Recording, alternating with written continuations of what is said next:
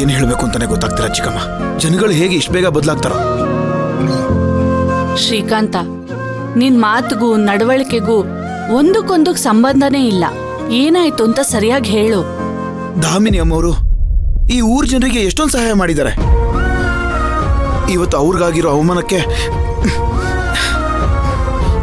ಜೊತೆಗೆ ಚಿಕ್ಕಮ್ಮವರು ಇದ್ರು. ನನಗೆ ಬರ್ತಿರೋ ಕೋಪಕ್ಕೆ ಚಿಕ್ಕಮ್ಮೋರ? ಓ, ದಮಯಂತಿ ಅಮ್ಮವ್ರನ್ನ ಚಿಕ್ಕಮ್ಮೋರೆ ಅಂತ ಕರಿತೀಯಾ? ನಾನು ಹೇಳಿದವ್ರಿಗಲ್ಲ ಚಿಕ್ಕಮ್ಮ, ಮತ್ತೆ ರಾಯರ ಮನೆ ಸೊಸೆಗೆ. ಸೊಸೆಗ? ಏ ಶ್ರೀಕಾಂತ, ನೀನ್ ಹಾಗೆ ಕರೆದ್ರೆ ಪುಟ್ಟಿ ಬೇಜಾರ್ ಮಾಡ್ಕೊಳಲ್ವೇನೋ? ನೋವೇ ಮಾಡಿ ಹೋದವ್ರಿಗೆ ಬೇಜಾರಲ್ಲ ಯಾವ ಲೆಕ್ಕ ಚಿಕ್ಕಮ್ಮ. ಹಾಗೆಲ್ಲ ಮಾತಾಡ್ಬೇಡ್ವೋ. ಏನಾಯ್ತು ಅಂತ ಹೇಳು. ಯಾರನ್ನ ನೋಡಿದ್ರೆ ಈ ಊರಿನ ಜನ ಮರ್ಯಾದೆಯಿಂದ ತಲೆ ತೆಗಿಸ್ತಿದ್ರು.